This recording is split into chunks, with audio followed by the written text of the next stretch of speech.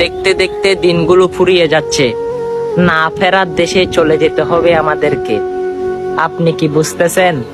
আপনার কোটি টাকা, আপনার গাড়ি বাড়ি ধন সম্পদ সবকিছু থেকে যাবে, কিন্তু আপনাকে এত টাকা থাকার পরেও মাত্র সর্বনিকৃষ্ট একটা কাফনের কাপড় দিয়ে আপনাকে পরানো হবে।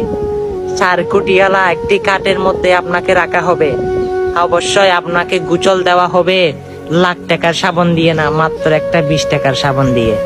আপনাকে খুশবু আতর দিয়ে সবাই কবরের মধ্যে আপনাকে নামাবে। সারিবদ্ধভাবে যারা যার নামাজ শেষ করে আপনাকে কবর দিয়ে সবাই গোসল করে নিবে। আপনাকে ধরে হাতগুলো সাবান দিয়ে ধুয়ে নিবে। আপনার সেই শরীরের কিসের অহংকার, কিসের বড়াই? অবশ্যই আপনার সন্তান আদি আপনার পক্ষে কেউ সাক্ষী দিবে না। আপনি যে রকম কামাই করবেন সেই শাস্তি আপনাকে ভোগ করতে হবে, সেই সুফল আপনাকে ভোগ করতে হবে।